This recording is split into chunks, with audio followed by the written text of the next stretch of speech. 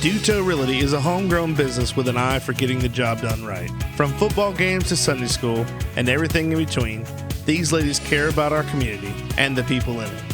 Helping buyers and sellers in all of Florida with all types of transactions, including residential, commercial, farm, or vacant land. They do it all. They even offer auction services and sellouts to always get the job done right.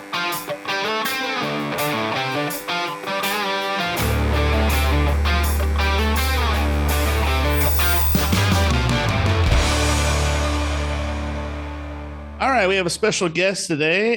He's a great friend of mine. He got me my first gig as a float driver, telling me all the stuff to do, what not to do. He's probably going to not say or agree with this, but he's a living Disney legend in my point of view.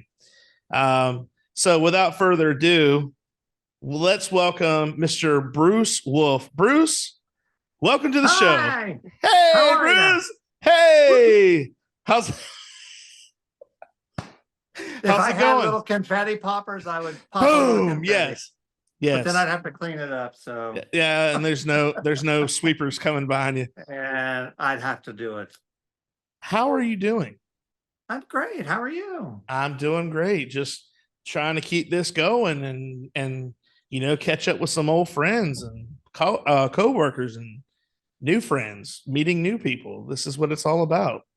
Well, congratulations. And I hope that it is a huge success. Well, thank you. Thank you. I appreciate that. Bruce, during my normal show, I like to ask my guests where they were from, how they all got started and what they do. So let me give everybody like a little, because I know we're going to have to kind of give everybody like almost like layman's terms on what things that we're talking about. We're going to talk about a lot of stuff that I learned at Disney, that you taught me. And so we may have to say, okay, boys and girls, this is what this means. Right. So just to give you guys a rundown, Bruce was in entertainment for the Walt Disney Company. And he was in charge of making sure that everybody knew what to do driving an actual parade float.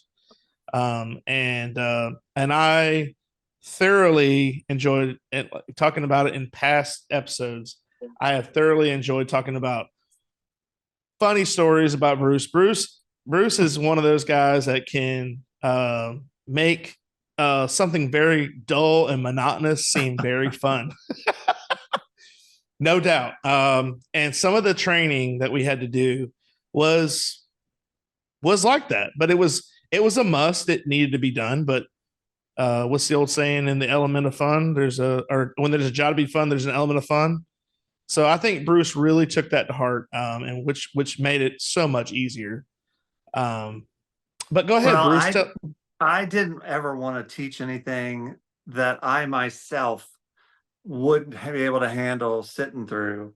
Right. So, I mean, whenever I would do any of that stuff, or I would do any teaching or facilitating or stuff at Disney University, I tried to make it relatable, because there is all the psychology about what people will remember, what they'll take away from it, when their attention span starts to take a nosedive. And the whole purpose of having a training course is for people to learn. And sometimes you lose them after 20, 25 minutes. And if you've got an 8-hour day, then what could I do to try to hold attention? So whether I was teaching somebody to drive a forklift, or I was doing a parade orientation class, or whatever it happened to be, I tried to do it in such a way that it was funny and people would remember. And to this day, I have people who will randomly, send me a message or send me a text or whatever, and do the spiel about, oh, look, my float's on fire. Okay.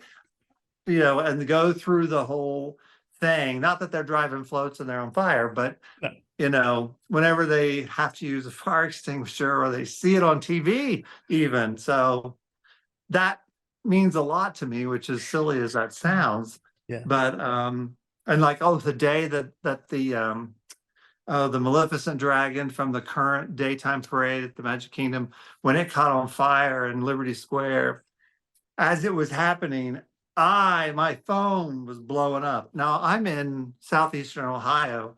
I'm not even within driving distance to the Magic Kingdom, but all of the people I've trained as dispatchers or coordinators or leads or captains, whatever they're called now, that had my training were on their phone and they were sending me pictures and all that. And I'm like, stop texting me.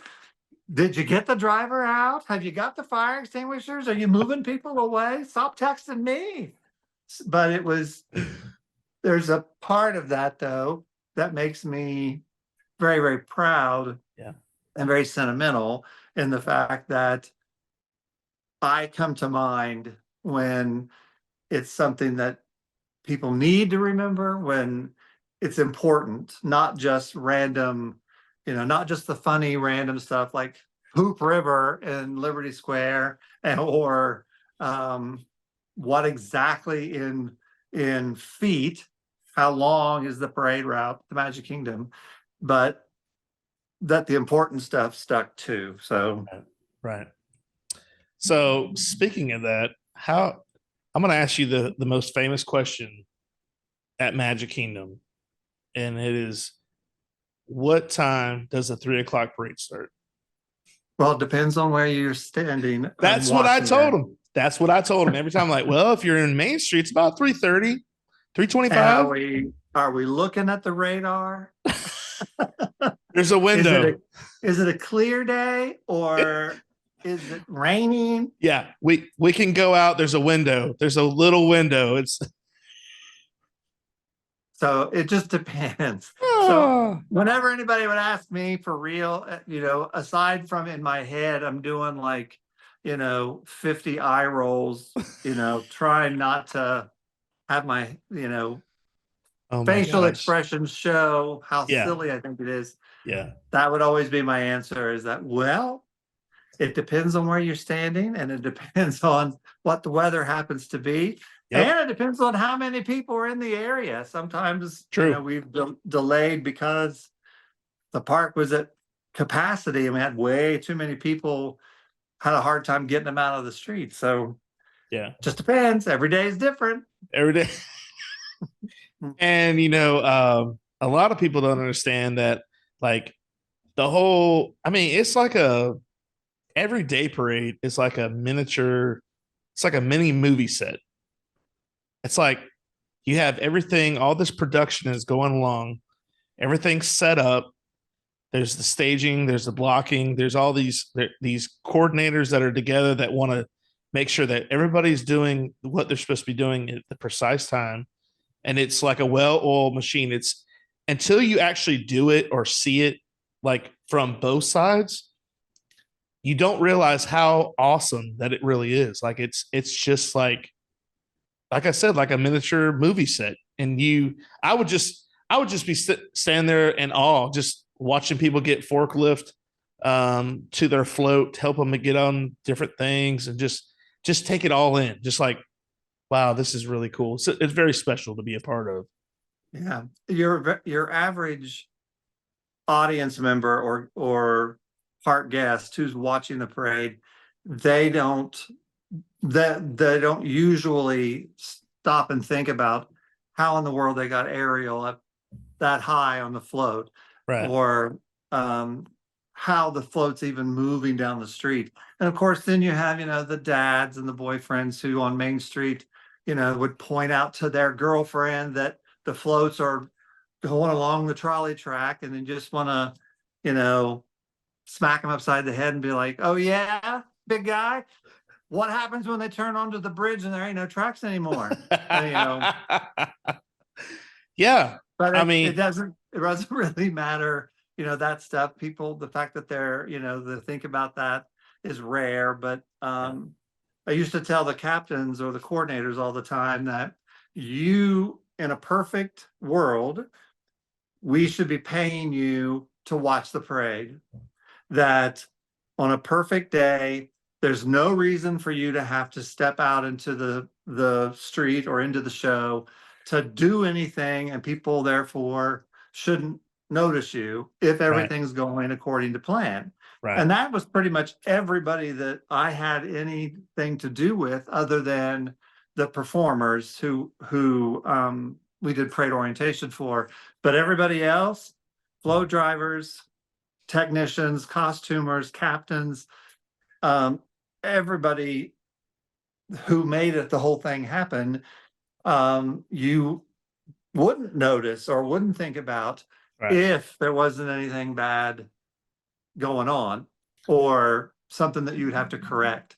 So that was really the goal we hoped for every day, that you would just get paid to watch the parade, because then nothing happened. But when all breaks loose, then how we react and we stepped into it was a big deal. And how, people watch you, and now everybody is armed with a phone with a camera. And it's more, I don't even know why we call them phones anymore, because it's really all about the camera, the videos and all of that stuff. Yeah. And streaming live and all of that, rather than talking on the phone. So I mean, back in our time, back when I first started, which was in 1991, people had video cameras, but they were, big cameras. So, and not everybody had one. Yeah. But then, of course, through the years, as technology changed, people were even more armed with cameras and video capabilities.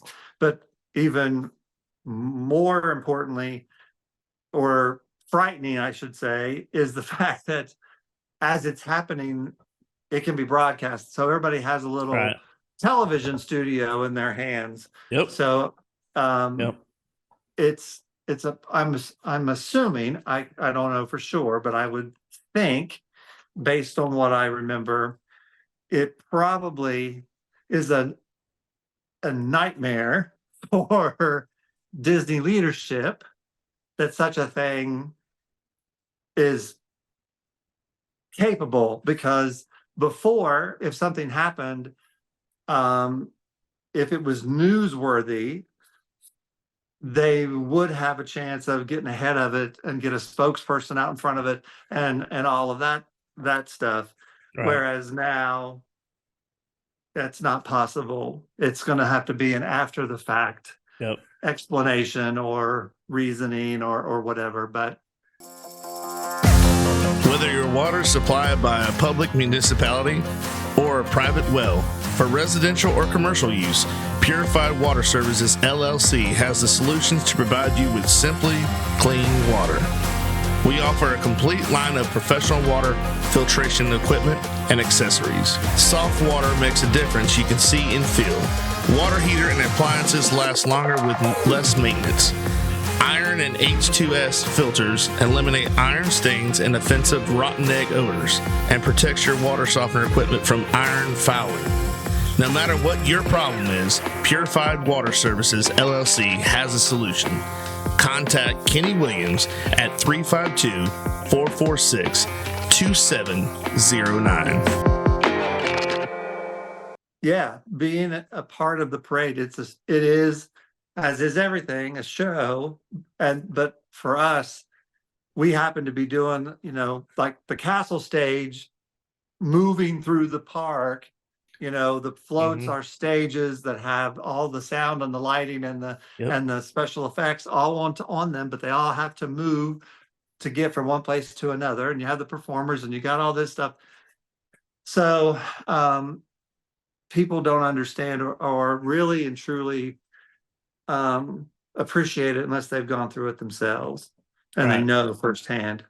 Right. And then you've got the douchebags now who will go on video or go on TikTok and, well, I worked at Disney. I was a Disney character for 2 years on the college program, and, and talk about whatever, and about 50% of it isn't true True. because the whole story really isn't all that interesting. So you have to make it interesting with what you're saying. That's true. So I'm so sorry for your time at Toontown in the tents, but or whatever it happened to be.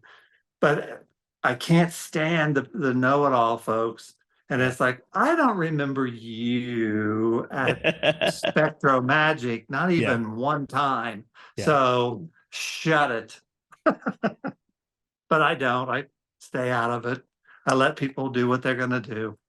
Yeah. A lot of people want to be, they want to be a part of something great. And I've always said that, like, if people say they were there and they weren't, that just means that they really wanted to be there but couldn't, or and I think that speaks volumes for the company. I mean, when I started, it was, Bruce, it was another world. It was like, I'm fresh out of high school.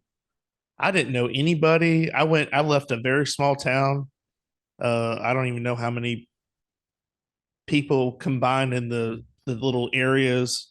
How many at that point? I don't have a census report or anything, but Right. it just a very rural area, just like you said, uh, and I go to this big town, and where there's, God, I don't even know how many people's in at that time, how many were in our department, but it was a revolving door. You met someone Right. every day that you never even knew. And then, like, I would say, I'll tell someone a story and I'll be like, well, this girl's name is Katie.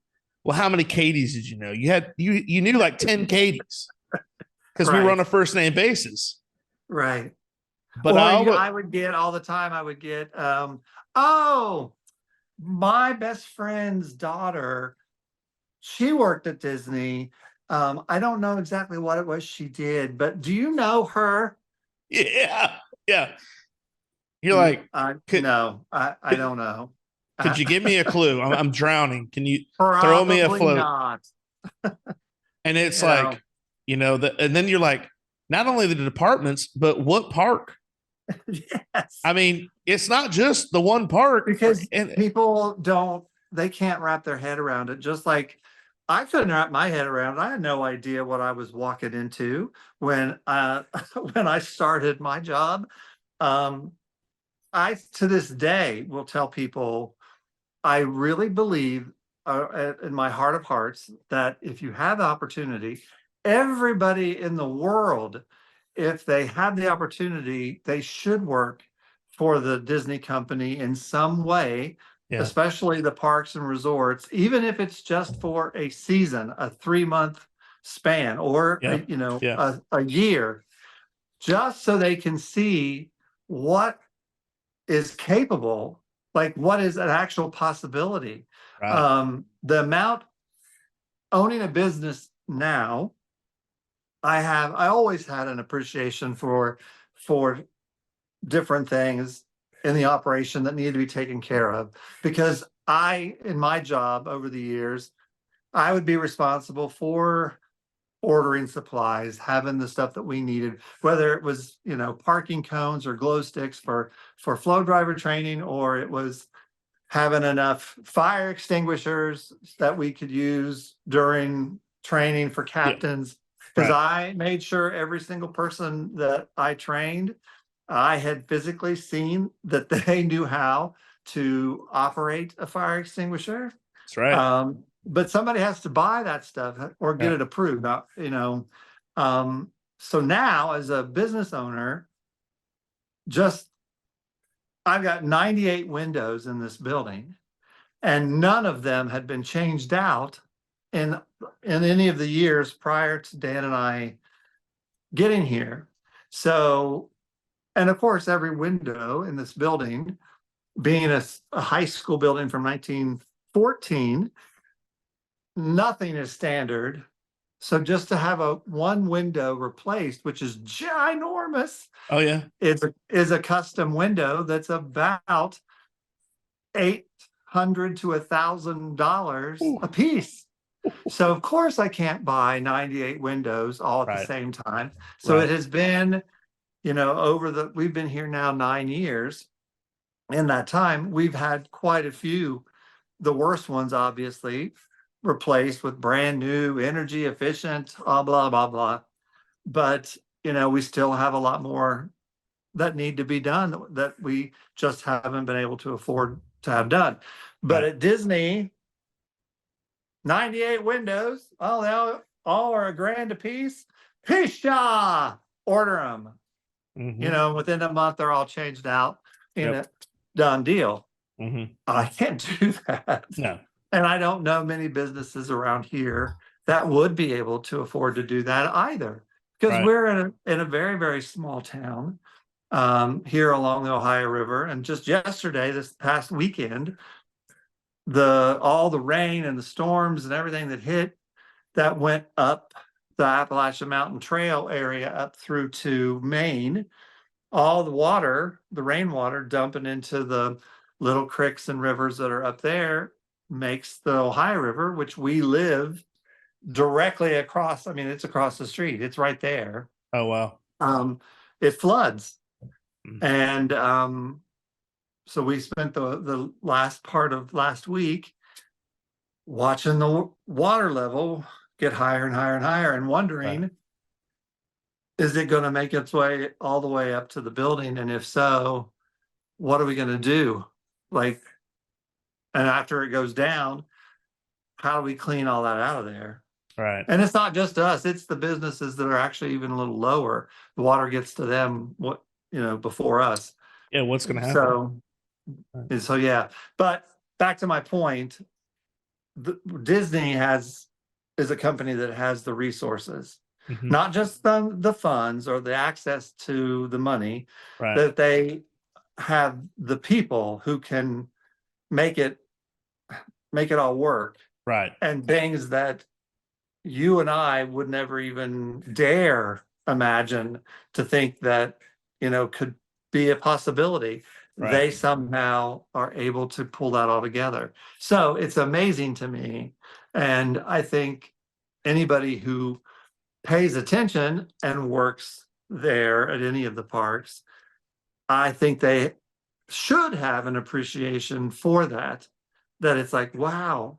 And be able to walk away from it thinking, well, maybe, just maybe, I might be able to do something that seems impossible Right. down the line. But I need the people, and I don't need the money, and I need, the property or whatever it happens to be. So it's an incredible place. Yeah. And, people ask me all the time if I miss it. And I say every day. Back in 2018, we almost returned to Disney because we had just had an awful time trying to pull it together, the funds, get a stronghold. And I think on average, brand new startup businesses, especially mom and pops places, which is what we would probably be considered, it takes about, they say on average, 8 to 10 years to even get a foothold to like steady yourself. Mm-hmm. And we've now been here 9 years. We're working on towards our 10th. This will be our 10th haunted house in October. So it'll be our 10th time doing it.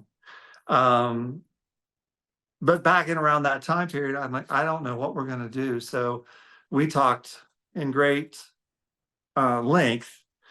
What are we going to do if it doesn't work? Because you have to think about that stuff. It isn't being pessimistic. It isn't being, Bruce is being a downer. No, it isn't about that. You have to be able to step outside and look at it without emotion to figure out how many hits can you take before you have to walk away. So in that vein, I started applying for jobs back at Disney and Florida and some different places, Dollywood.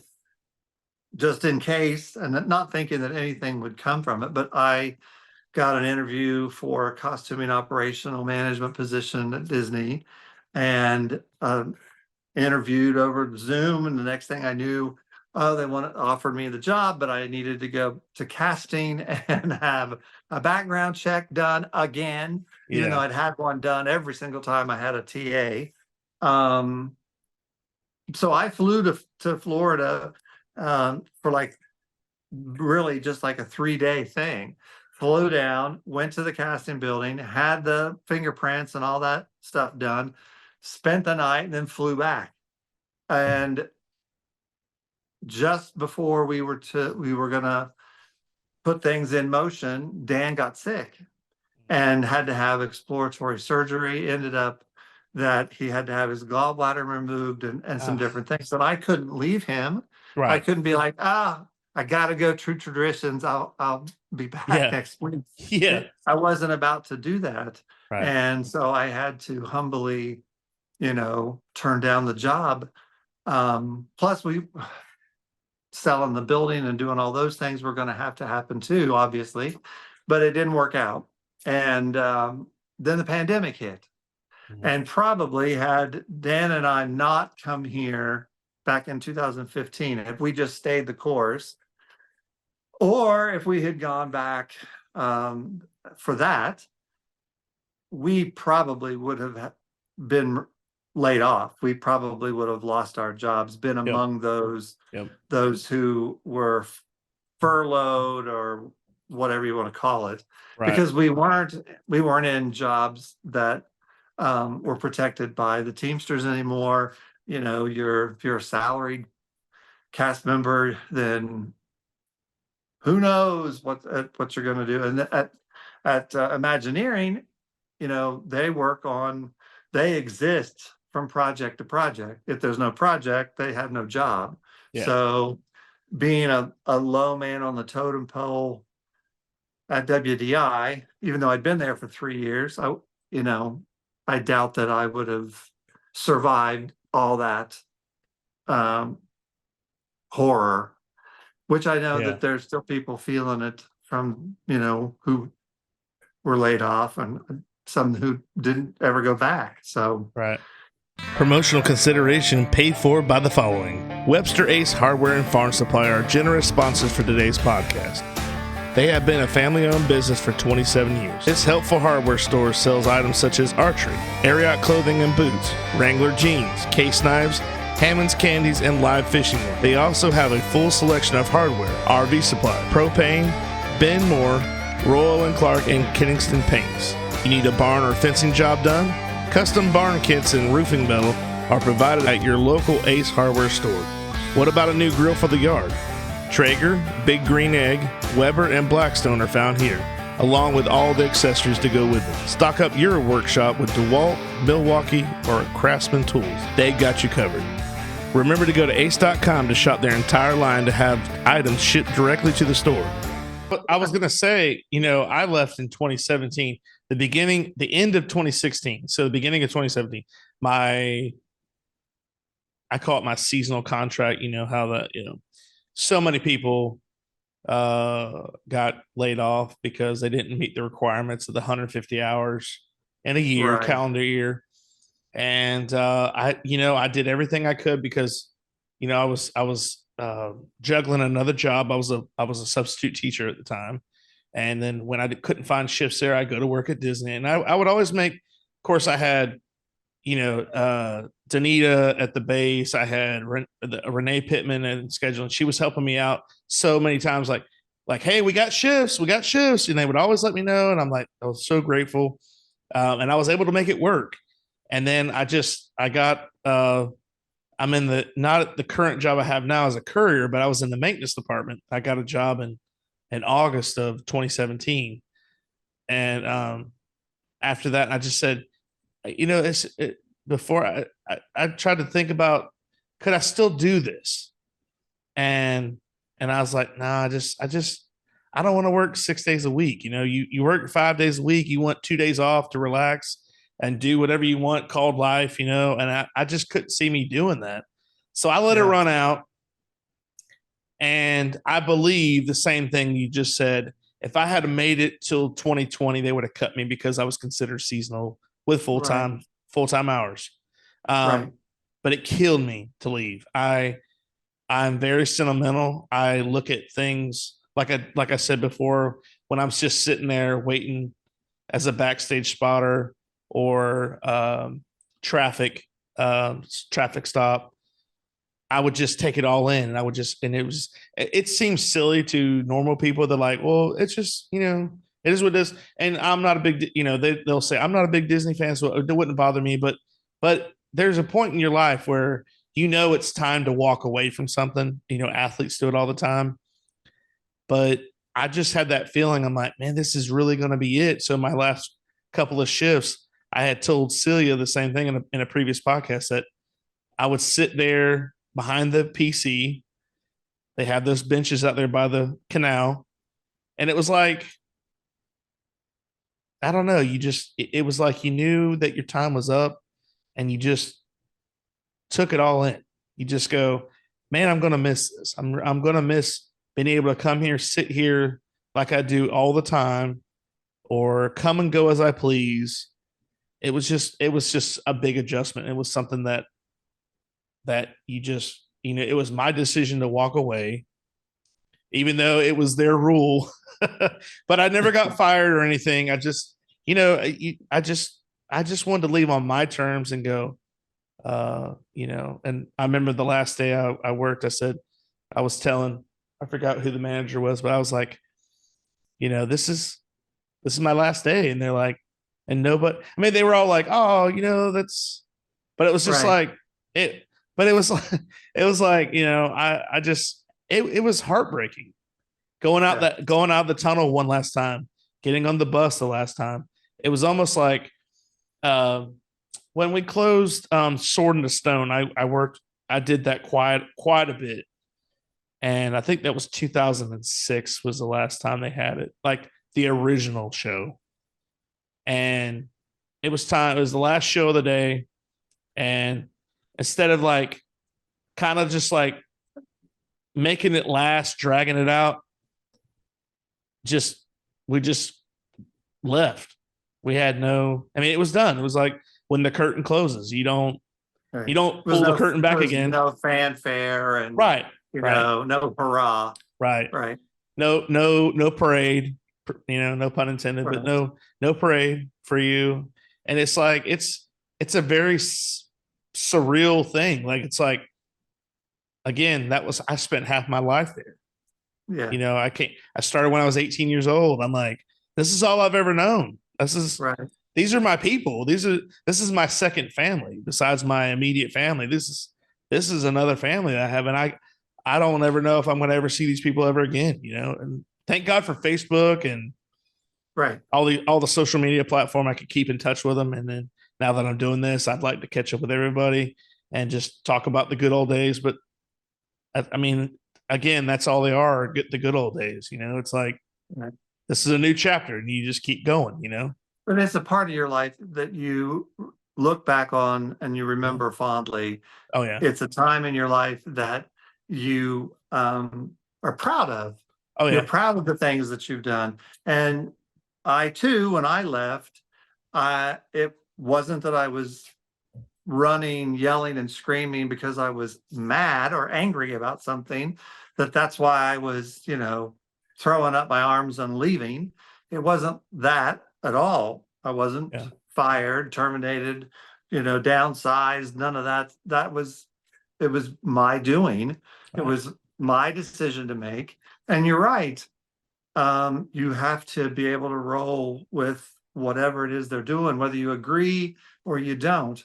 Right. And I used to have these conversations quite often with seasonal or part-time float drivers.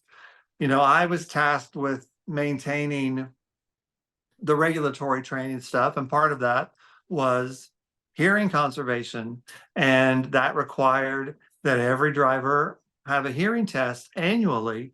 And there are a lot of driver trained people, or there was, and that were all over the world, and some that you might only see once a year. Yep. And so the one and only shift that they would work in a year was to come in and do their hearing test. And so trying to get a hold of it and be compliant and all of that, I understood. And it was really sad, to have to tell somebody, look, this rule changed. You're going to have to pick up shifts or be scheduled something a little more often than what you're used to. Yeah. Not just because of the damn hearing test, but because of the way the policies are changing. Right. And and it was heartbreaking because there are some folks that started working there before me that had gone seasonal or whatever and only came back once in a really, really blue moon. So I totally get it and I understand. And when I left the Magic Kingdom, was in 2000, beginning of 2012, and went to WDI and was then there until 2015. So leaving the Magic Kingdom was gut wrenching for me. Leaving and not being a quote unquote entertainment cast member was a big deal. Now, but being a Walt Disney Imagineer, holy moly. That I just couldn't believe. I wasn't designing the next Space Mountain or nothing, but I had such pride in the fact that I get to work alongside these people and I have a very teeny tiny part in getting this stuff alive that people are going to see and take photographs of, and they're going to be in their photo albums for years to come, and memories and all that fun stuff. But even though nobody has an idea at all whatsoever that Bruce Wolfe had something to do with it, and nobody knew me, but to know that I knew that I had a hand in that was a big deal. And then when I decided to do this and leave the company, that was even harder. And like I told you before, that I lost my identity when I left Disney. And because that's who I was. Disney, working for Disney, other than being there, on the college program or only being there for, like, say, the summer, it becomes a way of life. It really is. It isn't just a job. But it is a job. But many of us, especially in entertainment, there's a special kind of person that gravitates to Disney to work for the company. And then among those individuals, there's a special kind of person who gravitates to entertainment. And the entertainment folks, we have this need for the approval and the verification and oh, that was so wonderful after every set or after every parade. That's why we have to have, not only is it a tool to make people better, but the staging notes, how people would get their panties in a wad because they didn't get a note. They weren't noticed at all, even though Mary Troutman would say, no note is a good note. Wasn't anything. You did your job. But oh my gosh, there were some people who just had to have a parade note or their life was over, So anyway, the entertainment, to leave entertainment and then to leave Imagineering and have to turn your ID in and all that is traumatizing. Cone Ice. Cone Ice is a shaved ice truck that brings a one-of-a-kind tropical experience to you. Guests can flavor their own Cone Ice on our signature flavor wave, dance to our island music tunes, and enjoy a nutritious and delicious treat. Contact Jeremy and Marissa at 352-403-0515. Don't forget to follow them on Facebook, Instagram, and TikTok. Like, who am I now? Like, what am I doing? My life, my friends, any friends that I had were there, even though my family is up here, they weren't around when I was in Florida.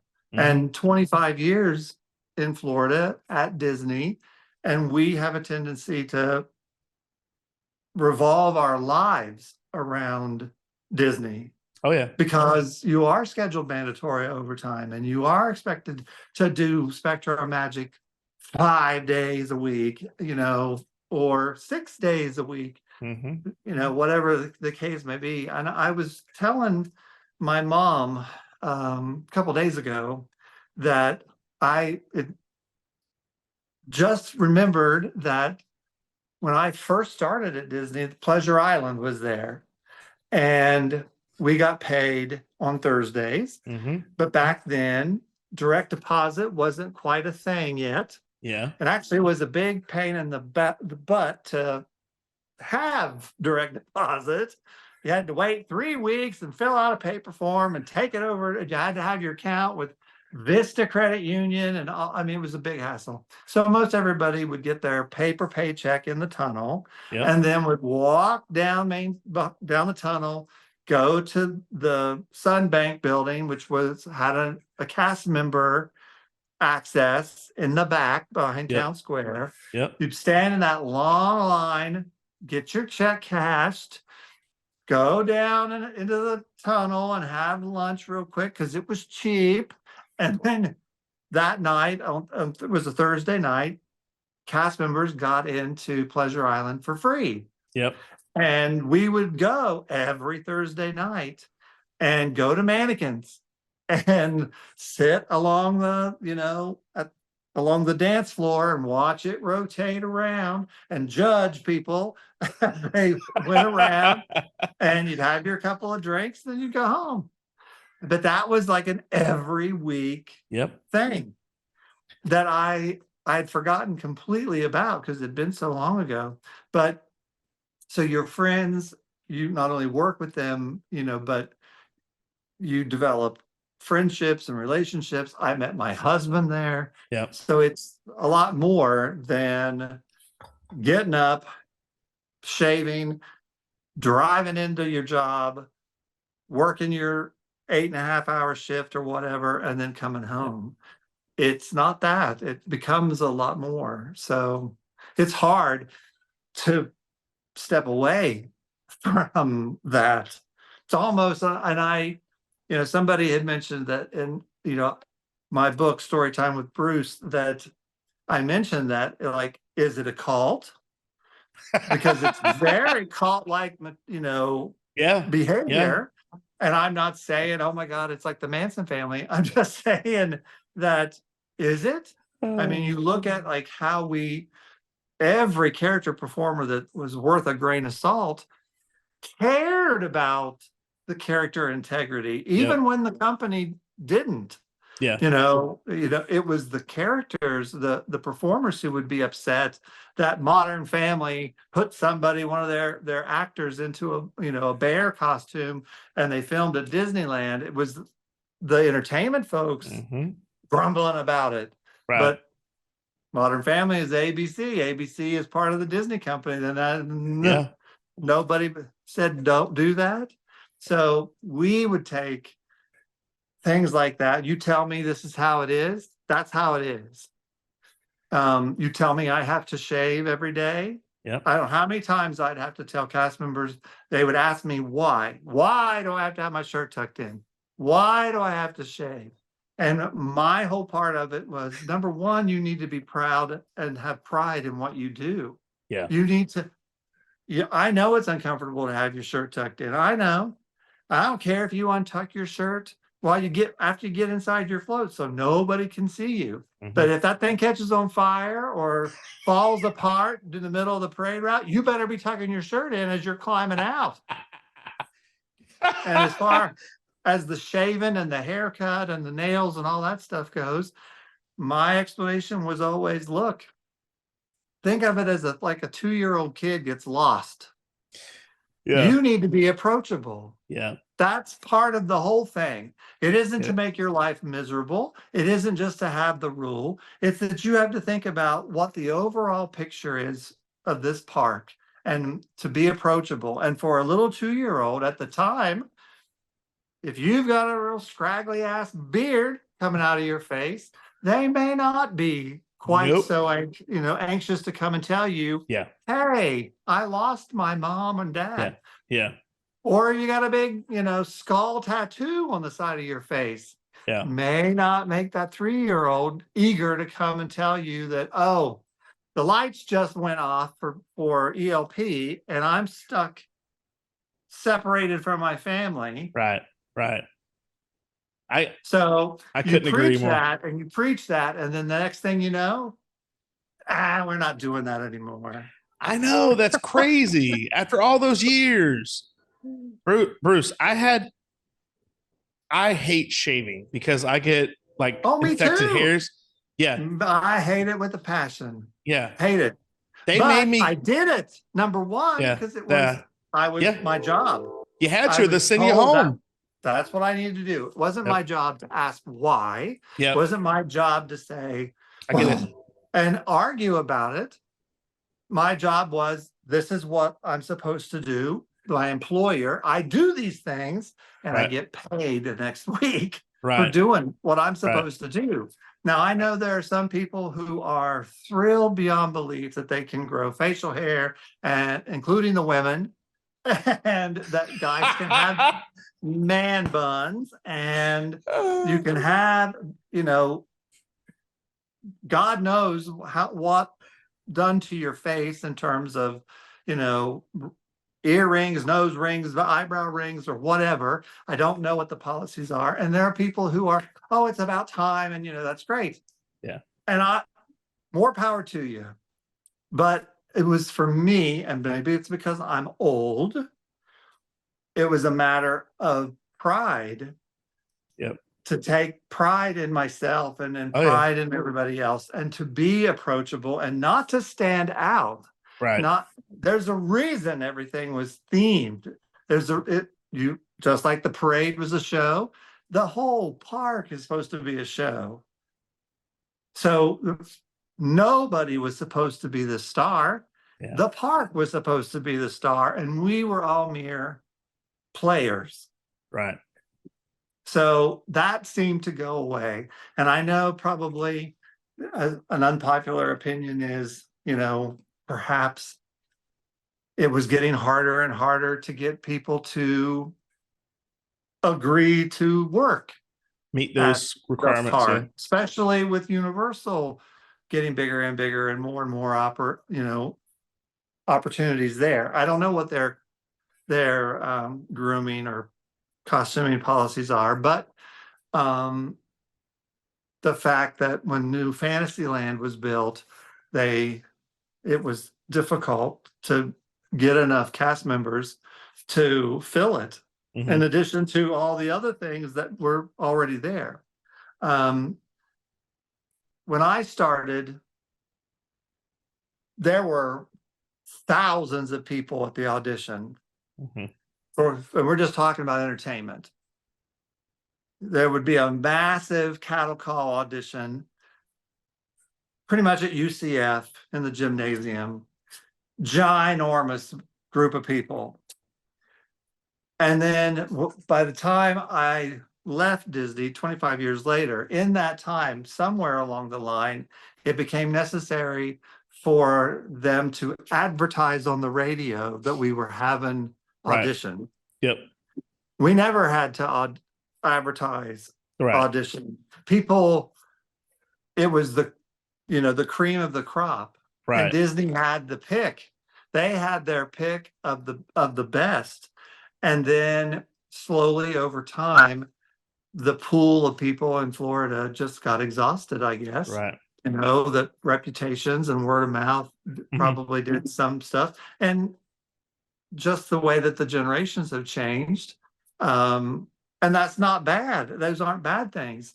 To me, though, there were just certain standards that, agree or not, what in the world does it mean now to act professionally, to dress professionally? What does that even mean now? Is the exterior of your home or business covered in dirt, mildew, or mold? Driveway or walkway stained? Pressure King can make your siding, deck, vents, and concrete look new again with no damage. Pressure King has cleaned the exterior of houses and businesses all over Sumter County area. Usually it takes less than a day and costs less than you would expect.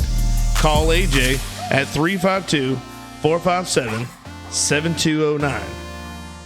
If you're a college professor and your college professor gives you advice about going to an interview, well, what does it mean to be dressed in professional attire? Oh, yeah. Yeah. Nobody knows. All of those things have changed. And so in my mind, I don't know what's up and what's down. Right. As Dolly Parton said, I don't know whether to scratch my watch or wind my butt. So what's the right thing? So, I know that there are challenges and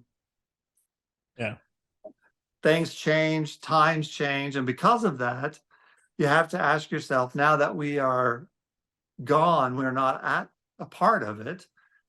I've had people say, "Oh, I'm so glad you weren't here to see this," talking about whatever it was that they were telling me about. Or they would say, "Oh my God, I told my husband, it's a good thing Bruce Wolfe wasn't here today. His head would have exploded, because of a decision or a situation." And, I hope that doesn't make me a prude, or, in a negative way. I choose to take it as being, there's a higher amount of respect than I ever thought, that, there's some parade managers would tell me, "Hey, could you go over to High Bay early?" Sure. Why? Well, because the drivers won't tuck their shirt in unless they see you. So, okay, either that makes me a jerk, and people, are or mad, suspect. or respectful. they have a respect for me that they obviously don't have for you. So, anyway. Bruce, I think a lot of people, this is the way I think about stuff. If you respect somebody, no matter what they ask you to do, you're going to be compliant. But when you lose that respect for somebody, you don't ever want to do, like, you always are. There's always going to be tension, or you're going to fight it every time. And that's just as simple as it gets. I think a lot of rebellion is because, I try to give everybody the benefit of the doubt. And even if I had just met you, I'm going to be respectful because that's just the way I was raised. But once you do something to me to take away that respect, it takes a lot. People say you have to earn respect, but in my point of view, you just have to be yourself, and I'm going to give you the benefit of the doubt right off. Well, there has to be, in my opinion, it is a, walk the walk kind of a thing. Right. And Bill Dave, he worked with me upstairs in the MO8 offices for a number of years. Yep. And he was involved in a lot of training and things, and of course was around me probably a lot more than It's others. A good guy. If you shared my office, obviously you were privy to things that I would anybody could come into my office and could complain all you want.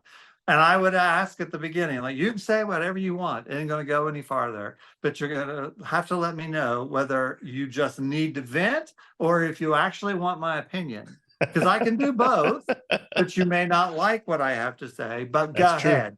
And, there was one time that it was like buckets of rain dumping on us. It was day parade, and it was the snow globe parade.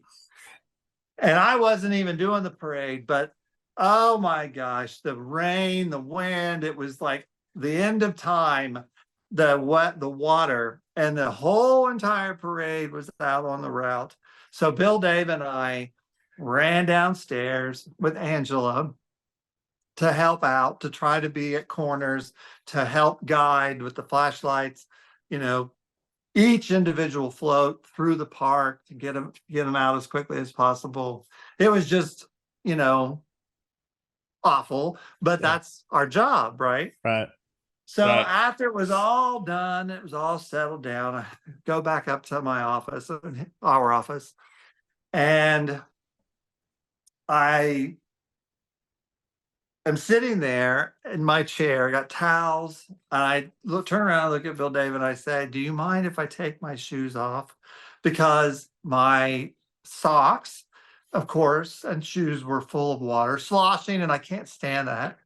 And he's like, "Oh my God, absolutely." He's like, "But do you know you are sitting there still with your shirt tucked in?" After all that mess, I Yeah. still didn't look disheveled. And so after that, I thought, well, I don't want anybody at work to see me with my shirt untucked or needing to shave or any of that stuff. Right. Lead And by. if nothing else, for my own sake, because Right. part of the reason, and again, maybe I'm just naive and I believe what people tell me. When I started, I can remember being told that part of the reason that the Disney company wanted all their salaried people to dress in professional attire for the grooming, the things were the way that they were, was because people feel differently when they're dressed in different ways. Right. And there was a cartoon, Bugs Bunny. He's being chased around. Maybe it was Daffy Duck, I remember, but it was one of those cartoons. And there was a truck bouncing along and it was carrying hats. So all these hats come flying out of the truck. And so as Bugs Bunny is being chased around by Elmer Fudd or whoever, periodically the wind would blow and a hat would land on their heads. Yeah. And as soon as it did, they acted the way that the hat dictated. Right. So if it was a colonial wig, then or a cowboy hat or whatever, it changed their attitude, their Right. behavior.